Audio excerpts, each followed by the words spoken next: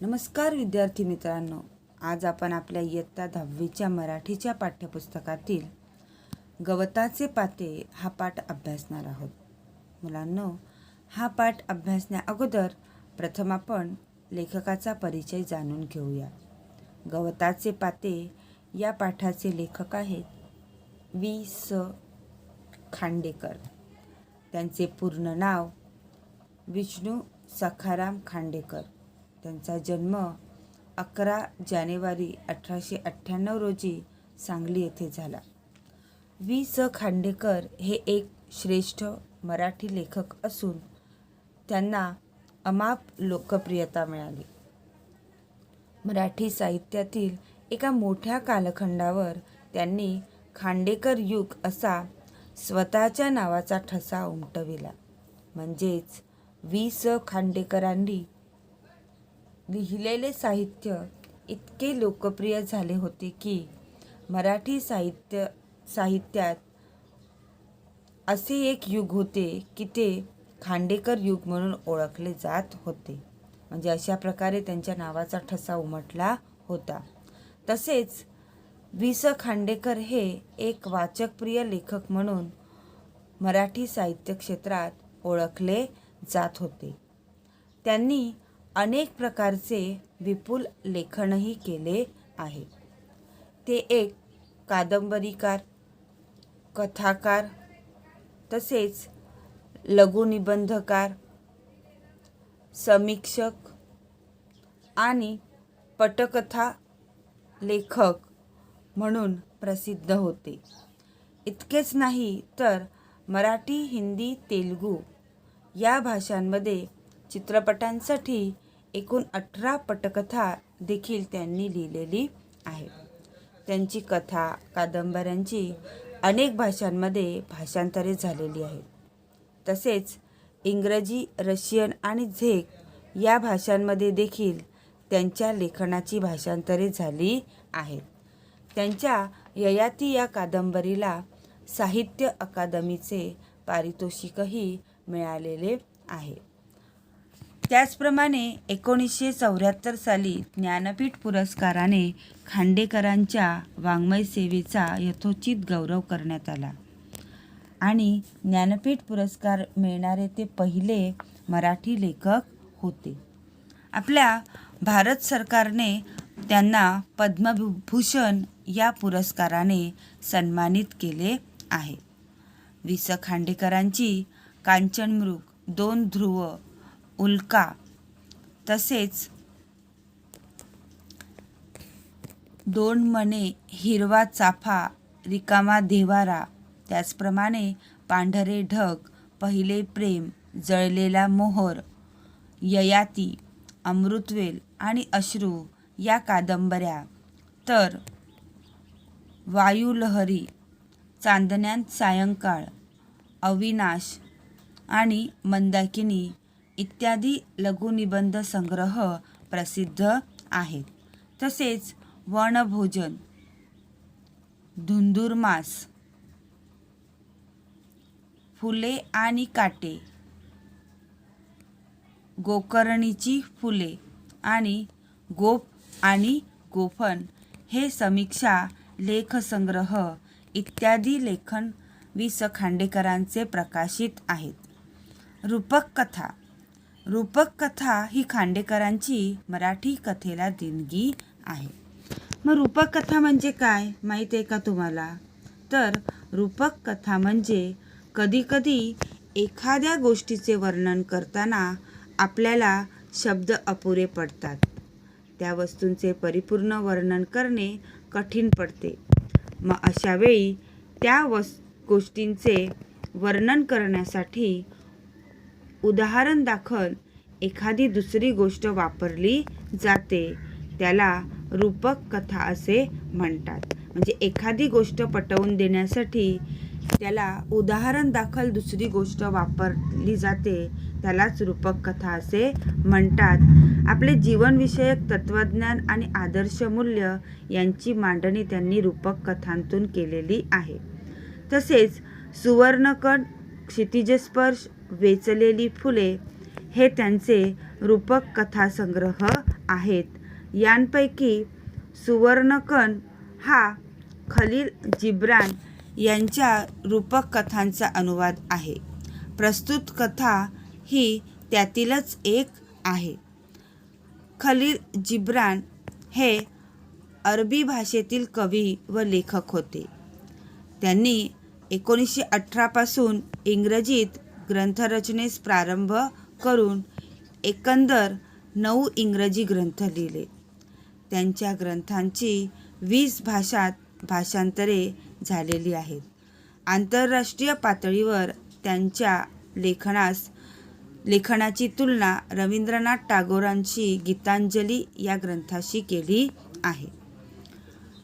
अशा प्रकारे प्रस्तुत कथा ही खांडेकरांनी सृष्टीतील पाने व गवताचे पाते या घटकांच्या रूपकांतून माणसाच्या विविध प्रवृत्तींचे व भावभावनांचे दर्शन घडवून दिलेले आहे. प्रथम आपल्याला माहीतच आहे मुलांनो, बालपणापासून आपल्याला कथा खूप आवडतात. मग कथा वेगवेगळ्या प्रकारच्या असतात, जसं विज्ञान कथा, ऐतिहासिक कथा, जातक कथा, साहस कथा, रहस्य कथा असे अनेक कथांचे प्रकार आहेत. आता विज्ञान कथा म्हणजे काय? विज्ञानाच्या क्षेत्रात नवनवीन शोध लावणे, विज्ञानाने केलेली प्रगती. उदाहरणार्थ तुम्ही जर बघायला गेलं तर इयत्ता 9वी मध्ये तुम्ही यंत्रांनी केले बंड, विज्ञानाच्या आधारावरती तो पाठ अभ्यासला. त्यानंतर ऐतिहासिक कथा म्हणजे मागील 100 किंवा 200 वर्षाच्या काळातील घटना. उदाहरणार्थ शिवाजी महाराज म्हणा, संभाजी महाराज, म्हणजे त्या काळात ज्या घटना घडल्या त्या ऐतिहासिक. जातक कथा म्हणजे गौतम बुद्धांच्या पूर्वजन्मातील कथा. त्यानंतर साहस कथा. साहस कथा म्हणजे काय? पराक्रमी पुरुषाच्या पराक्रमाच्या कथा.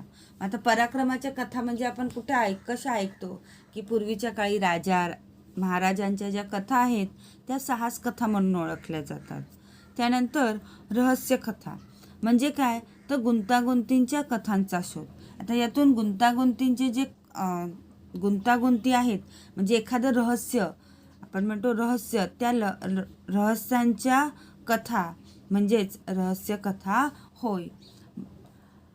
अशा प्रकारे अनेक कथांमध्ये हे जे कथेचे प्रकार आहेत त्या कथेच्या प्रकारातील एक प्रकार म्हणजे रूपक कथा होय. रूपक कथा ही आकाराने लहान असते, की तिचे वैशिष्ट्य म्हणजे काय? ती आकाराने लहान असते, तिचा आकार लहान असतो पण त्यातून सूचकता असते. त्यानंतर अर्थघनत्व म्हणजे अर्थाच्या दृष्टीने समृद्ध असते, की अर्थघनत्व असतं, अर्थाच्या दृष्टीने समृद्ध असते. आशय समृद्धता म्हणजे जो आशय मांडलेला असतो तोही समृद्ध असतो. सूचकता यातून काहीतरी आपल्याला सुचविलेलं असते, ते आपण समजून घेण्याचा प्रयत्न केला पाहिजे, म्हणजे त्यातून काहीतरी सुचवलेलं असतं. नाट्यात्मकता म्हणजे हा रूपक कथेचा गुण आहे. पुढे काय घडणार आहे हे नाट्य स्वरूपात इथे रंगवलेले असते, म्हणजे पुढे काय घडणार आहे ते नाट्यरूपात इथे दाखवलेलं असतं. अलंकारिकता म्हणजे अलंकारिक भाषाशैलीचा उपयोग किंवा वापर रूपक कथेमध्ये केलेला असतो. तसेच संदेशपर्ता, कोणता तरी संदेश या कथेतून देण्याचा प्रयत्न केलेला असतो, म्हणजे ही रूपक कथेची वैशिष्ट्ये आहेत. म्हणजेच रूपक कथेतून आपल्याला अशा वेगवेगळ्या गोष्टींचा बोध होत असतो. तसेच रूपक कथेतून वाच्यार्थ क्षणोक्षणी अंशतः कमी होत जाऊन लक्ष्यार्थ प्रभावीपणे सूचित होतो, म्हणजे वाच्यार्थपेक्षा लक्ष्यार्थ प्रभावी ठरतो. म्हणजेच काय की आपण जे वाक्य वाचतो ते वाक्य वाचल्याबरोबर त्याचा जो मुख्य अर्थ आपल्याला लक्षात येतो त्याहीपेक्षा त्याच्यातून जे सुचविलेला विचार असेल की ज्याला आपण लक्ष्यार्थ म्हणतो तर तो रूपक कथेमध्ये महत्त्वाचा असतो. म्हणजेच वाच्यार्थापेक्षा लक्ष्यार्थ या ठिकाणी प्रभावी ठरतं आणि म्हणून खालील कथा वाचून आपल्याला त्याचा अनुभव येईल. म्हणून प्रथम आपण ही कथा वाचूया. हिवाळा नुकताच सुरू झालेला होता. झाडावरून एकामागून एक पिकलेली पाने गळून पडू लागली. पट पट पट. त्यांचा तो पटपट असा कर्णकटू आवाज, तो आवाज ऐकून धरणी मातेच्या कुशीत झोपी गेलेले एक चिमणे गवताचे पाते जागे झाले. गिरक्या खात खात जमिनीवर येणाऱ्या एका पानाला ते म्हणाले की, पडता पडता किती कटकट करतोयस तू. तुझ्या या दंग्यानं माझ्या साऱ्या गोडगोड स्वप्नांचा चुराडा झाला की. आता पानाला राग आला. ते चिडून म्हणाले, अरे जा चिडखोर बिब्बा कुठला. मातीत जन्मून मातीतच लोळणाऱ्या तुझ्यासारख्या शूद्र गवताच्या पात्याला आमच्या या उच्च वातावरणाची कल्पना कशी येणार. हा दंगा नाही बेटा, हे गाणं चाललंय. जन्मात कधी आ न करणाऱ्या तुझ्यासारख्या अरसिकाला ते समजायचं नाही. आणि हे बोलता बोलताच ते पान पृथ्वीवर पडले आणि धरणी मातेच्या कुशीत झोपी गेले. ते पुन्हा जागे झाले वसंताच्या संजीवक स्पर्शाने. त्या स्पर्शात विलक्षण जादू होती. त्या जादूने आता त्या पानाचे रूपांतर गवताच्या चिमुकल्या पात्यात झाले होते. पुन्हा हिवाळा आला. थंडीने कुडकुडत गवताचे पाते धरणी मातेच्या कुशीत लपू लागले, झोपू लागले. पण पुन्हा पुन्हा त्याची झोपमोड होऊ लागली. जिकडे तिकडे झाडांवर पाने सळसळत होती. पटपट असा आवाज करीत ही पाने पृथ्वीवर पडत होती. ते गवताचे पाते कपाळाला आठी घालून स्वतःशीच पुटपुटले, काय ही हिवाळ्यातील पानं, जीव खाऊन टाकला यांनी अगदी. केवढा हा कर्णकटू आवाज. छी छी छी. माझ्या साऱ्या गोड स्वप्नांचा चेंदामेंदा केला यांनी. तर अशा प्रकारे मुलांनो, ही रूपक कथा वाचल्यानंतर मुलांनो तुम्हाला साधारणपणे याची कल्पना आलेली असेल. आता आपण पाहूया या चिमुकल्या गवताच्या पात्याची आणि पानाची ही चिमुकली कथा. यात काय सांगितलेलं आहे. हिवाळा सुरू झालेला होता आणि त्याच्यामुळे झाडाची जी पिकलेली पानं होती ती गळू लागली होती. कारण पिकलेली पानं जेव्हा गळून पडतील तेव्हाच झाडाला नवीन पानं येऊ लागतील. त्यामुळे पिकलेली पानं गळू लागली होती. आणि हिवाळा सुरू असल्यामुळे वातावरण कसे होते, थंड होते. आणि वातावरण थंड होते म्हणून गवताची पाते धरणी मातेच्या कुशीत शांत झोपली होती. परंतु जी पिकलेली पाने खाली गळून पडत होती ती पटपट असा आवाज करीत खाली पडत होती. आणि त्यामुळे त्यांचा हा पटपट असा आवाज जो होता तो कर्णकटू आवाज, म्हणजेच काय तर कर्कश आवाज, नकोसा वाटणारा आवाज, तो आवाज ऐकून धरणी मातेच्या कुशीत झोपी गेलेले एक चिमणे गवताचे पाते जागे झाले. चिमणे म्हणजे एकदम छोटेसे लहान असे जे गवताचे पाते होते ते हा पटपट असा आवाज ऐकून एकदम जागे झाले. आणि मग गिरक्या घेत घेत एक झाडाचे पान जमिनीवर येत होते. त्या झाडाच्या पानाला ते गवताचे पाते म्हणाले की, पडता पडता किती कटकट करतोयस तू. म्हणजे पडताना पण तू शांत पडत नाहीस. एवढा आवाज करून तू खाली पडतोस. तुझ्या या दंग्यामुळे माझ्या साऱ्या गोडगोड स्वप्नांचा अगदीच चुराडा होतोय. म्हणजे मी या थंड वातावरणामध्ये शांत झोपून जी चांगली चांगली स्वप्न पाहत होतो, त्या सर्व स्वप्नांचा तू चुराडा केला आहेस. म्हणजेच इथे त्या गवताच्या पात्याला झाडाच्या पानाचा राग आला. त्याचप्रमाणे त्या झाडाच्या पानाला देखील त्या गवताच्या पात्याचा राग आला आणि ते झाडाचे पान त्या गवताच्या पात्याला चिडून म्हणाले, अरे जा चिडखोर बिब्बा कुठला. मातीत जन्मून मातीतच लोळणाऱ्या तुझ्यासारख्या क्षुद्र गवताच्या पात्याला आमच्या या उच्च वातावरणाची कल्पना कशी येणार. म्हणजे इथे झाडाचं पान त्या गवताच्या पात्याला म्हणतो की आम्ही किती उच्च वरती, म्हणजे झाडाच्या वरती राहतो, म्हणजे आम्ही उच्च वातावरणात राहतो आणि तू काय मातीमध्ये राहतोस आणि मातीमध्येच लोळतोस. म्हणजे या ठिकाणी ते पान स्वतःला उच्च समजतो तर गवताच्या पात्याला शूद्र समजतो. आणि ते म्हणतं, हा काही दंगा नाही चाललाय, तर हे तर गाणं चाललंय.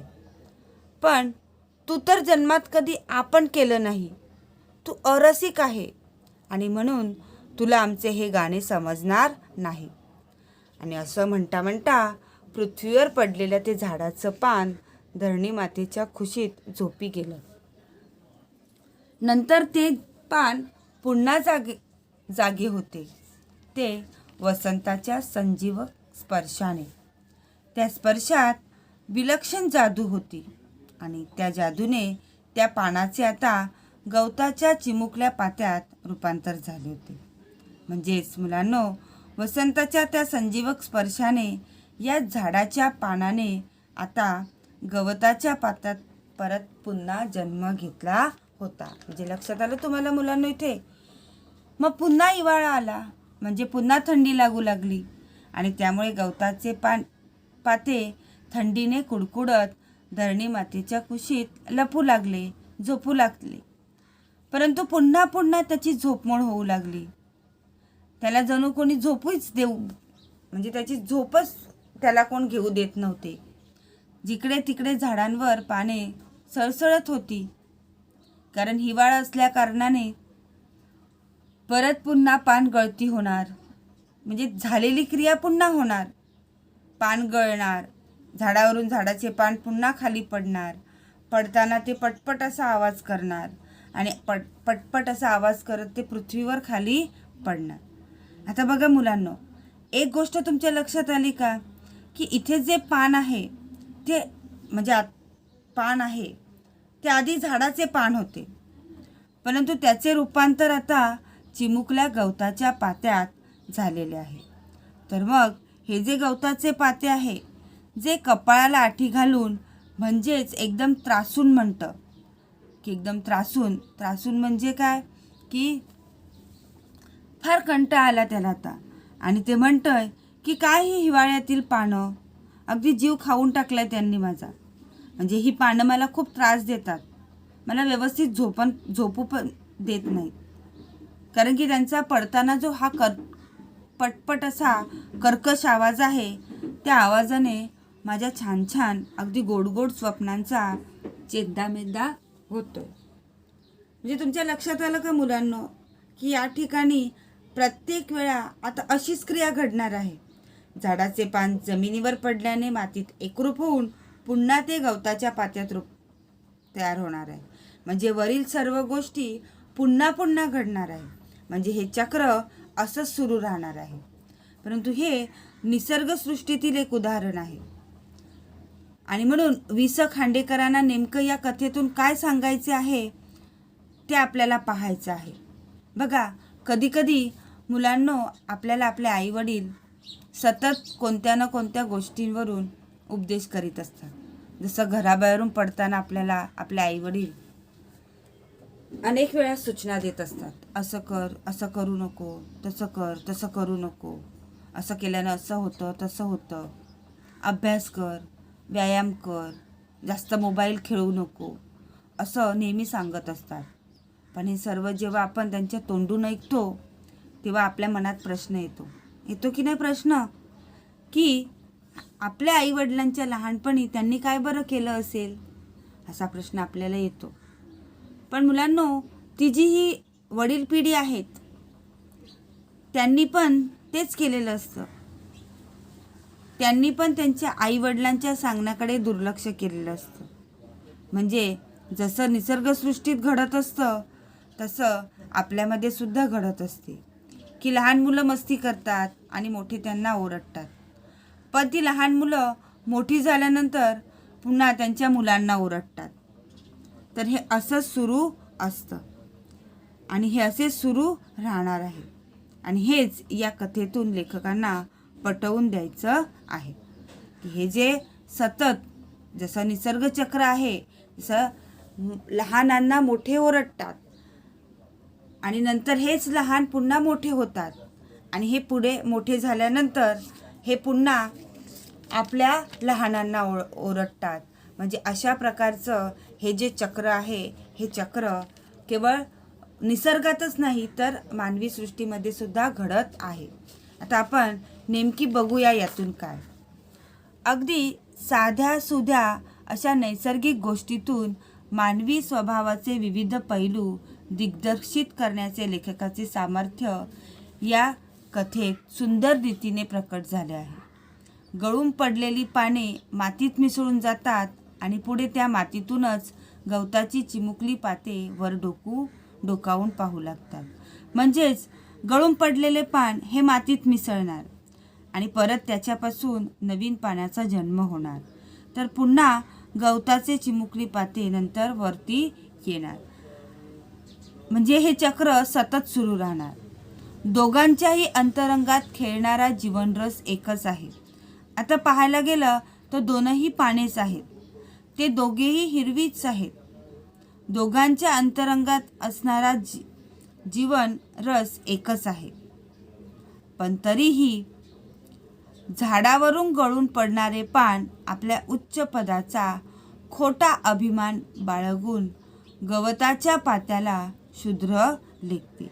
म्हणजे पान ज्यावेळी झाडावरून खाली पडतं, की जे झाडावरून खाली पडणारं पान आहे त्याला असं वाटतं की मी वरून आलो आहे, मी किती उच्च आहे.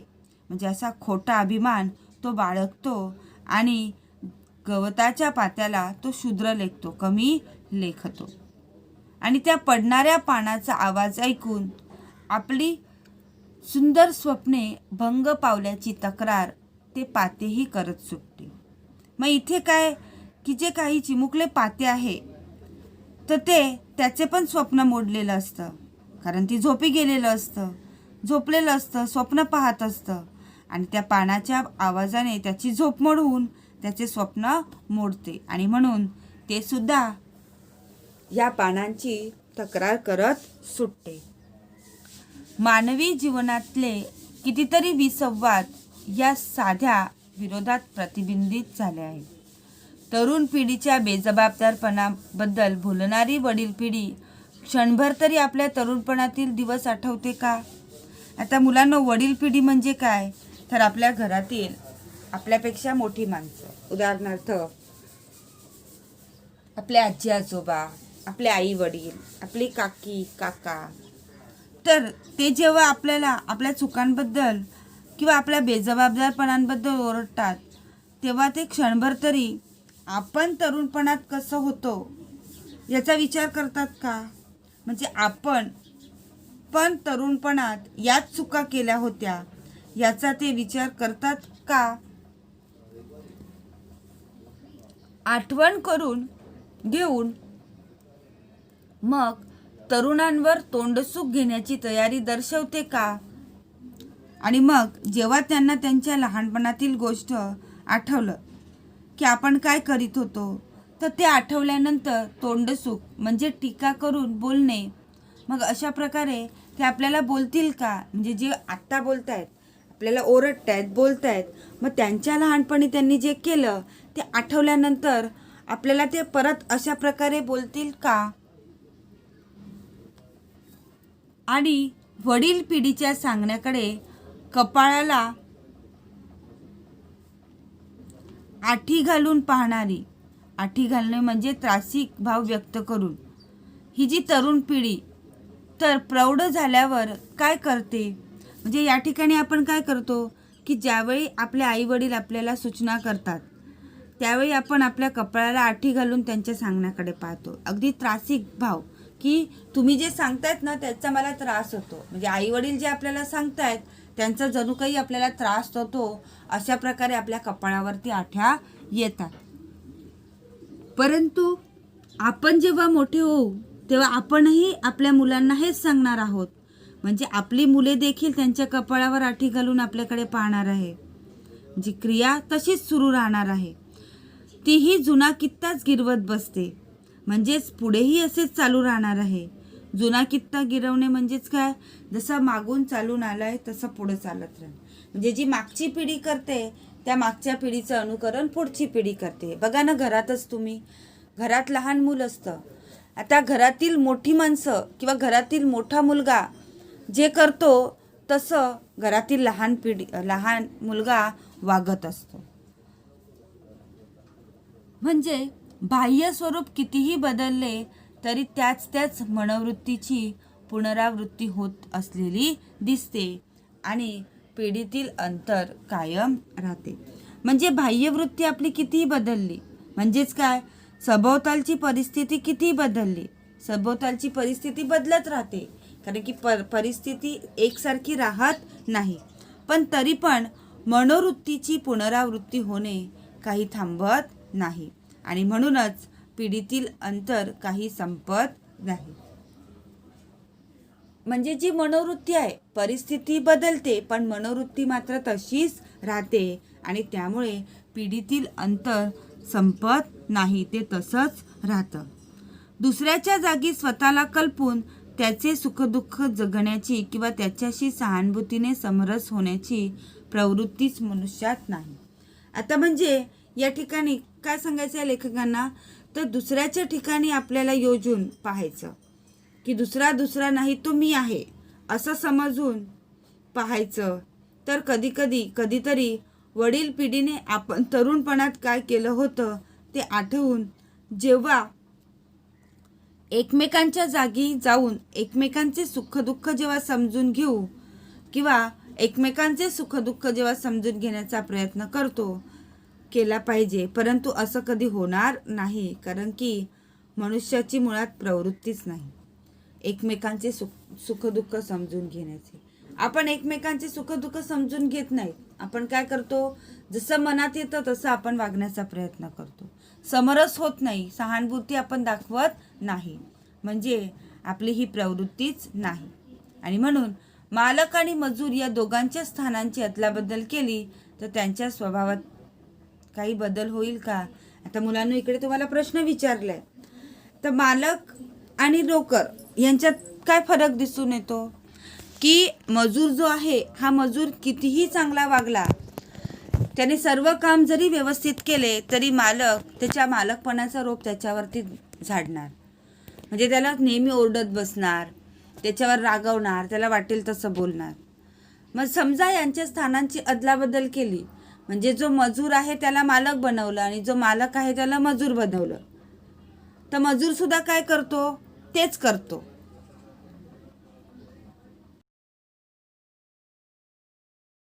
की तो मालकाच्या जागी आल्यानंतर